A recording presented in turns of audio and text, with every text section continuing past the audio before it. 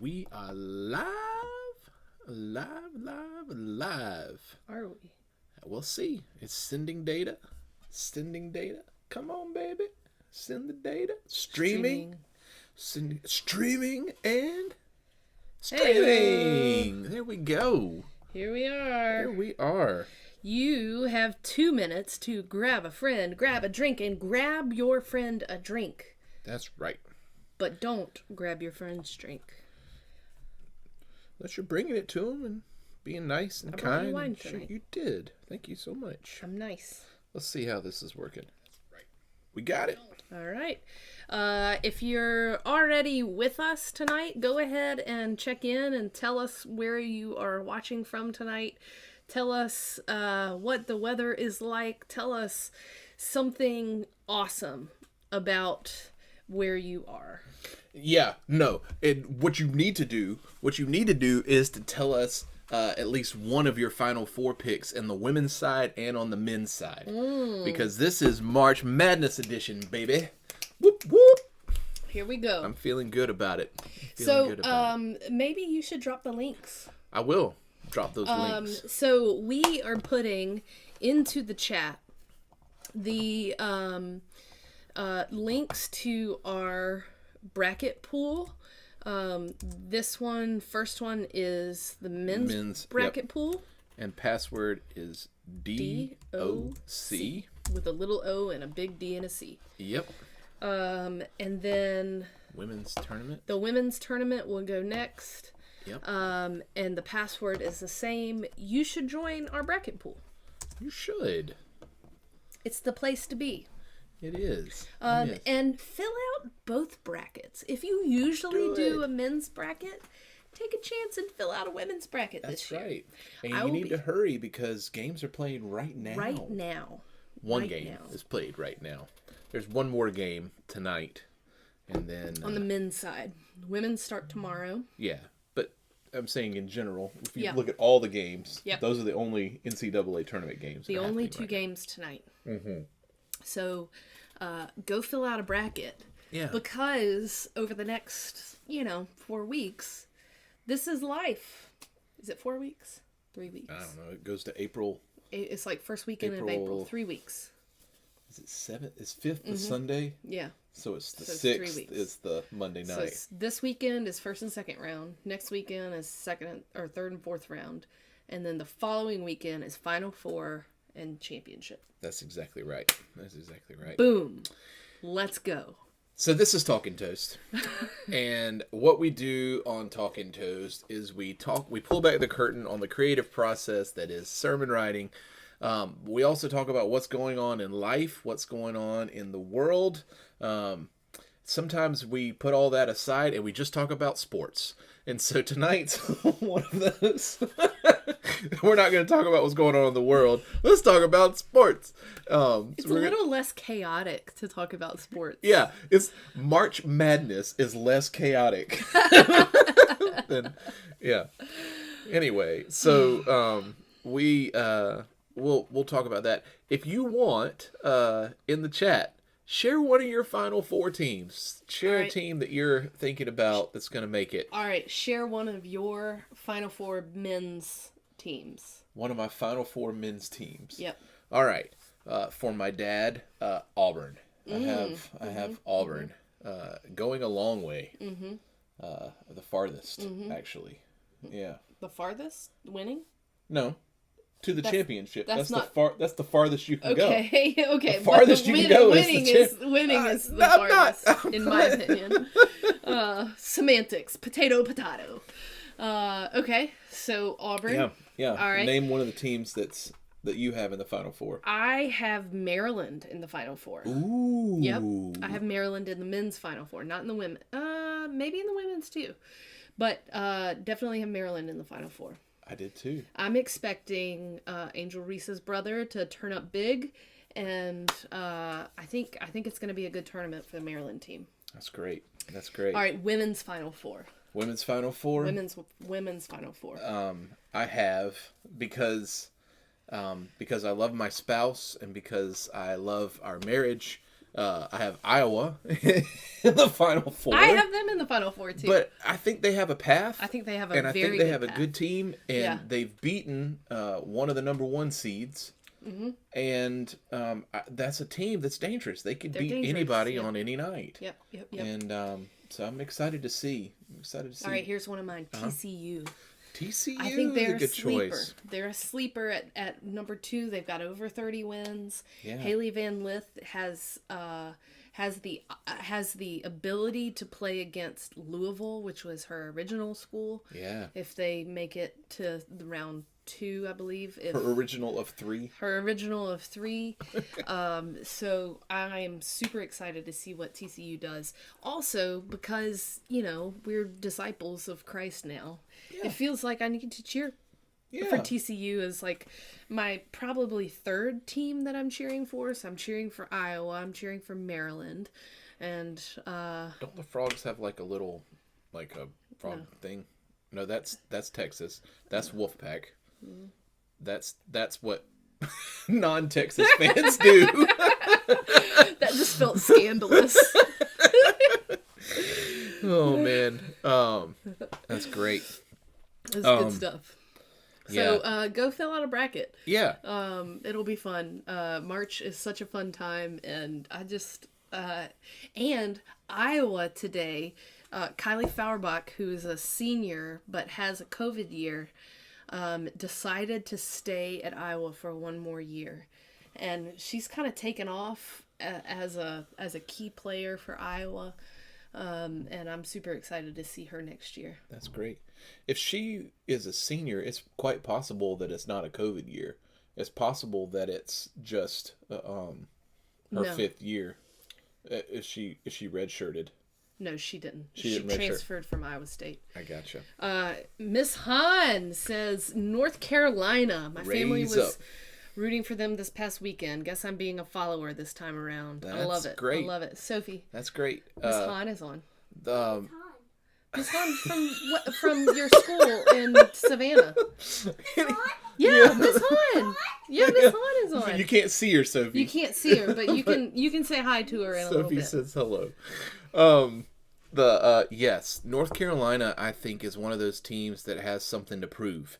Mm-hmm. They probably shouldn't have been in the tournament. That's what the kind of take is in the sports world. Mm-hmm, They had a really high strength of not strength of record, Strength of schedule, and played some really difficult teams. So I'm interested to see what North Carolina does tonight. They got to win tonight. Right. It's kind of the play-in. I've They're got an them 11 going. seed. I've got them going 2 rounds because I think they've got a chip on their shoulder. Yeah, absolutely. I think I do too. Yep. No, I have a chip on my shoulder. I have them going 2 I was rounds like, yeah, too. you kind of do have a chip on your Yep. shoulder. You're still talking about that Louisville game. Hey Jim, hey, good to see you from Glen Burnie. It is gorgeous weather today. Yeah, Sophie and I went outside and pitched a tent about 20 minutes ago, and 'tis the season. Getting ready for the weekend. Yep. Well, that if you have any other basketball takes, and if you want to share any of your Final Four teams, now I'm wondering, do you have North Carolina going to the Final Four? Ooh, 'Cause that's a bold. I like that. that would be an interesting. That would be. I would not be surprised by it. Yeah. They've got the ability to.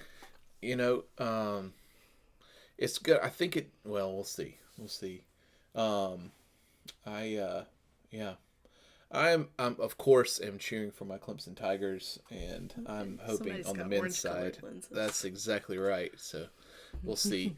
I do feel like North Carolina had such a heartbreaking loss in the ACC Yeah, that was tournament. crazy. Did you see the end of the game? with the free throw, Yeah. him stepping over the free throw line. Yeah, the lane violation. Yeah, that was tough. Anyway, well, enough talking about that. Let's talk a little bit about what this weekend's looking like. All right. Oh, no. No, We have to we start gotta off. What's delight. sustaining you? What? Yeah. Delight. What is sustaining you? We start out with that question every week. Yep. What is sustaining you? What is saving your life today? What is your 808 beat that's getting you through? Mm-hmm. For some, it might be March Madness. For others, it could be the weather. It could be whatever. Yeah. So just take a minute and type in or type type in and let us know what's sustaining you these days. What's sustaining you? I was going to say basketball, but the more and more I think about it, I really enjoy cooking. And we cooked a good meal tonight, and it was just nice. It was just a Alfredo pasta kind of Cajun chicken thing, and it was a one-pot wonder, and it was awesome. It was indeed a one-pot wonder. It was. So that was a lot of fun. I think cooking is something that's sustaining me. Julia says hello from New Hampshire. I got the chance to look at the mountains on the way here. That's sustaining me. That's now, is that awesome. the White Mountains, or is that White Mountains are in Vermont? But it might. I don't know if they go over the border or not. I've heard the New Hampshire mountains are just gorgeous. Yeah. So what is sustaining you? What is sustaining me? Well, I made a decision today. Sophie and I were going to go backpacking next weekend. But then we got her lacrosse schedule and realized that she's got games next weekend, or a game next weekend. And I was like sad for about a minute and a half when I thought like, oh man, we're not going to go backpacking until the summer and it'll be hot. And then I thought, I'm not doing anything this weekend. And so I looked at the weather, and the weather's going to be nice. So I've spent the last few hours getting ready for a backpacking trip with Sophie. We pitched our brand new tent. I got a tent like over the winter. And it's been just sitting there waiting on us to take it out for an adventure. That's awesome. And so we tried out all of our stuff tonight. I pumped up my new pumped up my new pillow, my new sleeping pad. It is White Mountains. Yeah. Anyway, super excited about it. I went to REI today, got our food, and like, I am not an organized person until you put an adventure in front of me. And I am like type A to camping. The max. So I'll be spending the next 3 days packing and making sure everything is labeled in the perfect area. What are you laughing about? Oh, I'm just thinking about I think the last time we went camping together in a tent.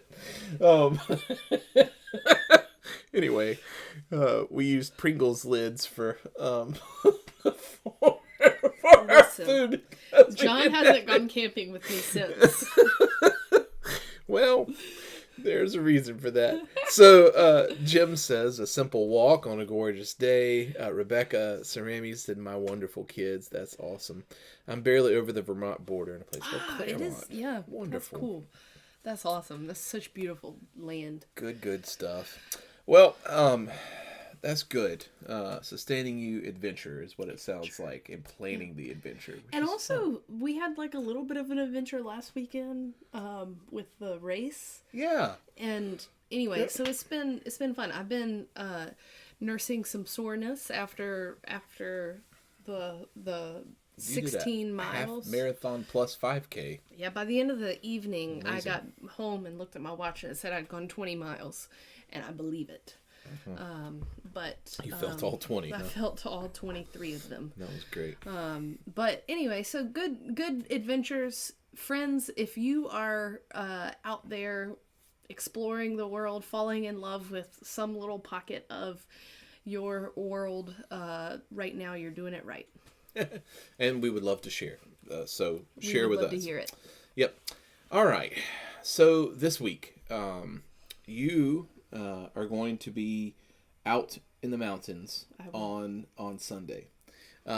So I'm trying to decide how to do this because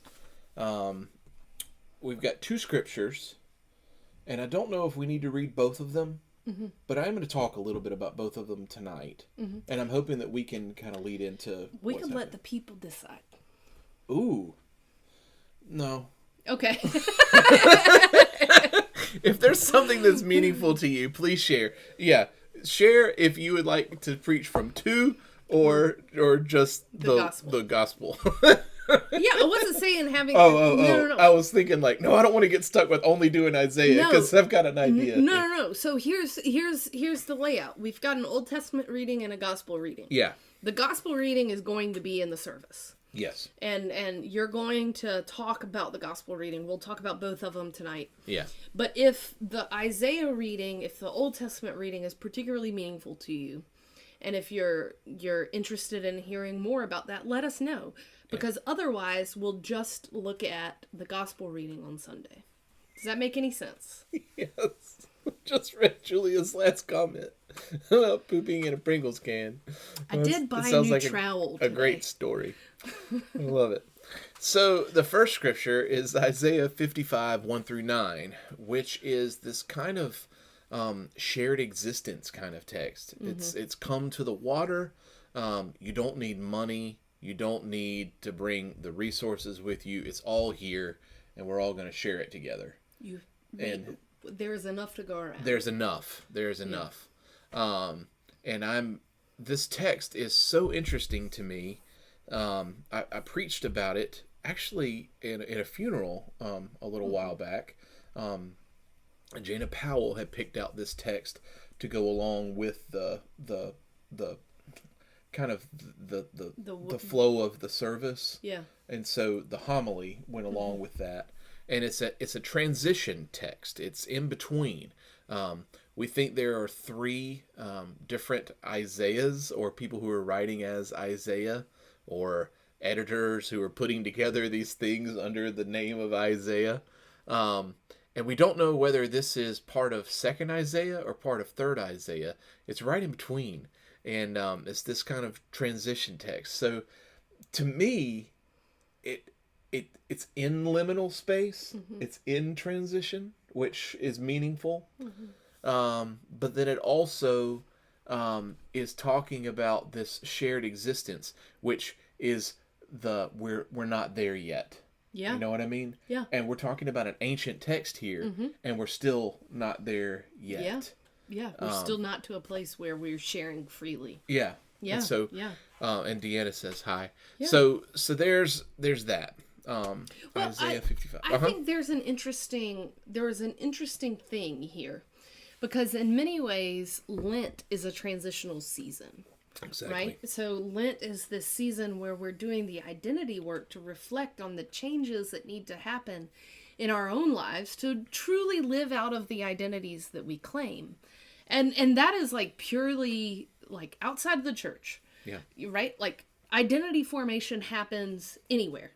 But Lent is a particular season for reflecting on identity that is really a transitional season, so that when you get to Easter season, you've got this kind of new birth.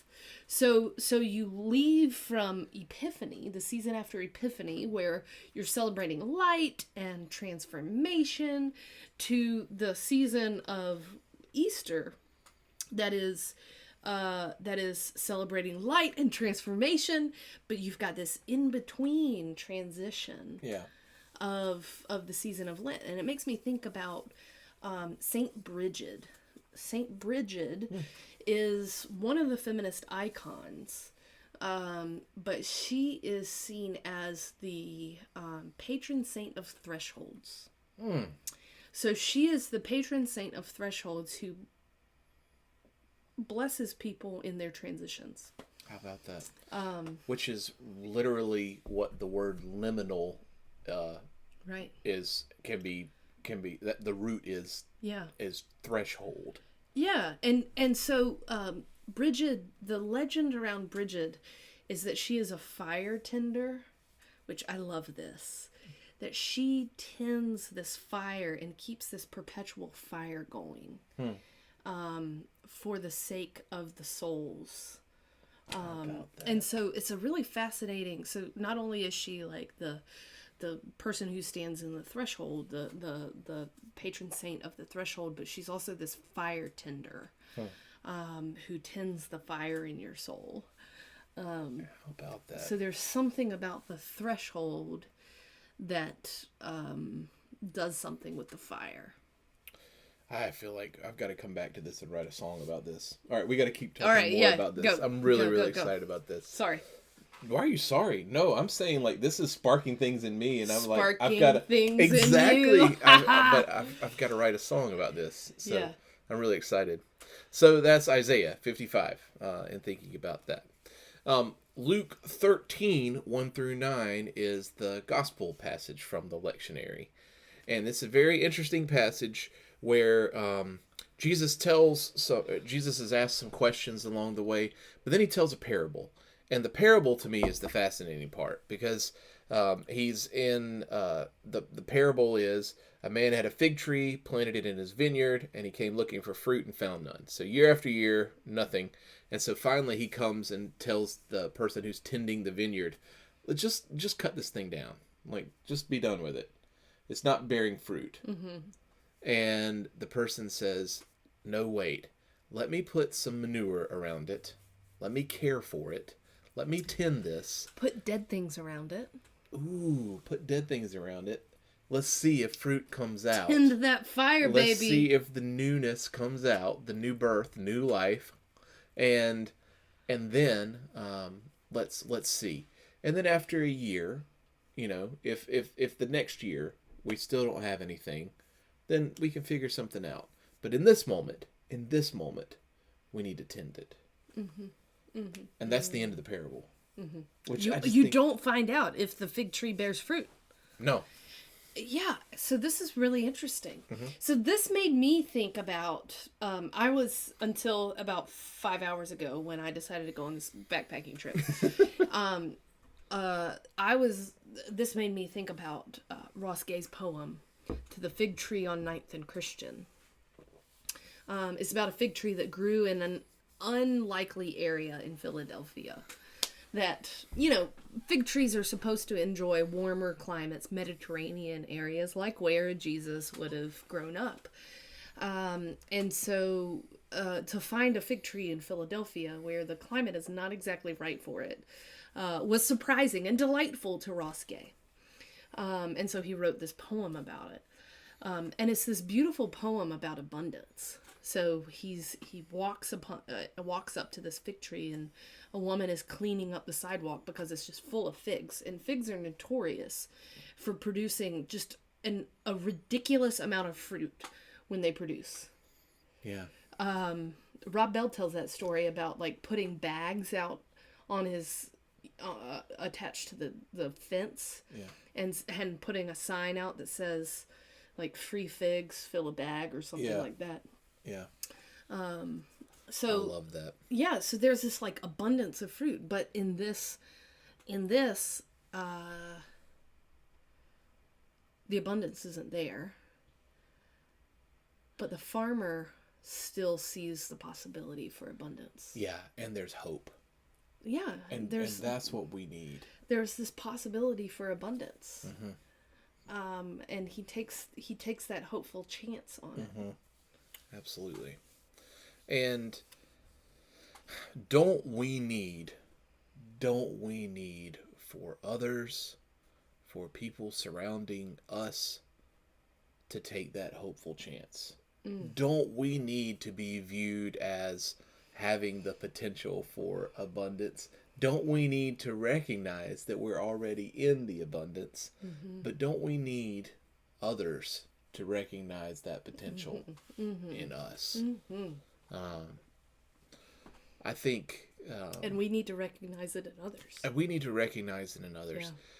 This, we talk about...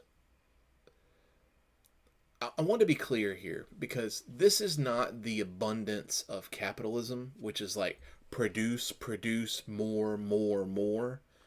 This is the recognizing the abundance that already is, and recognizing and tapping into that, not as a means of production, as a means of life. Yeah. And well, if you think about it, figs are wildly inefficient. Oh, absolutely. Because they produce fruit that is only ripe for like 3 weeks of the year. Yeah. And that's what they're trying to do. They're trying to produce more fig trees.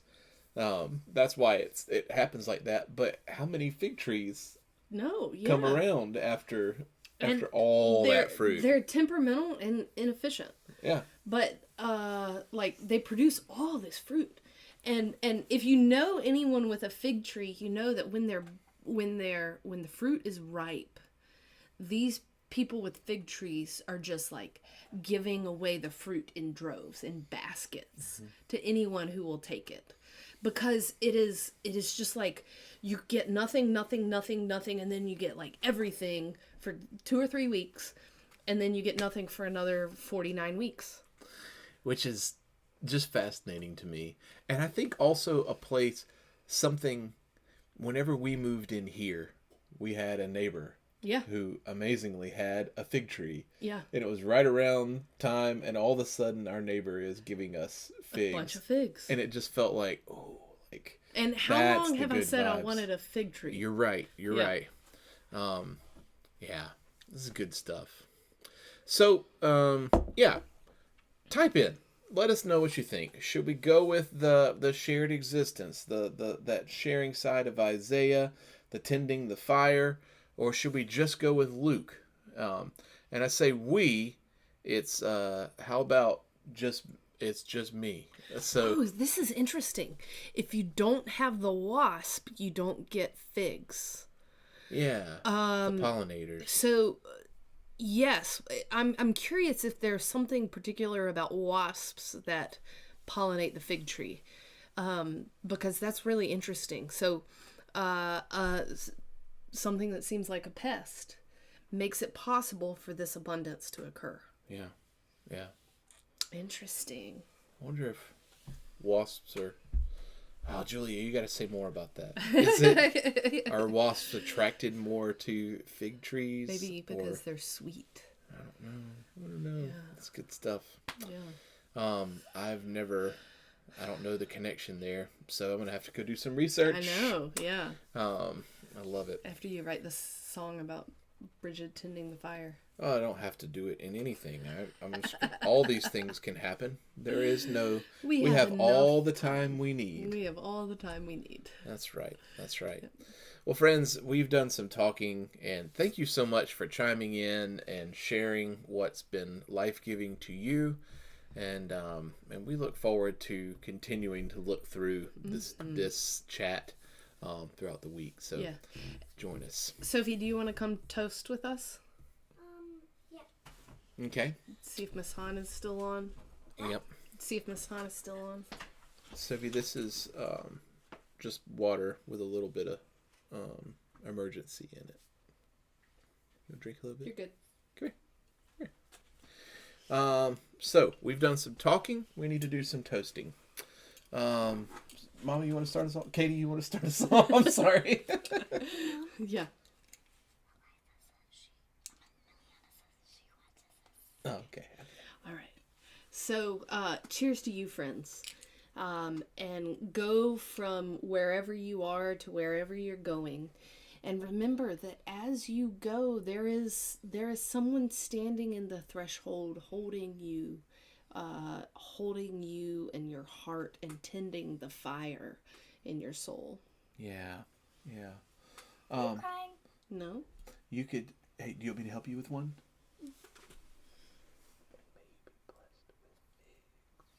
May be blessed with figs. Absolutely. And may you find in all of the abundance that surrounds us that you are a part of that abundance. You are a part of the abundance. That's right. Cheers, all friends. Right. Cheers, everybody. Cheers. My hands are full, Mom. That's okay, sorry. All right. Go on over there. We'll see you next week. Thank you so much for joining in with us, and we look forward to hanging out again. Fill out those brackets. Fill out the brackets. The links are in the chat.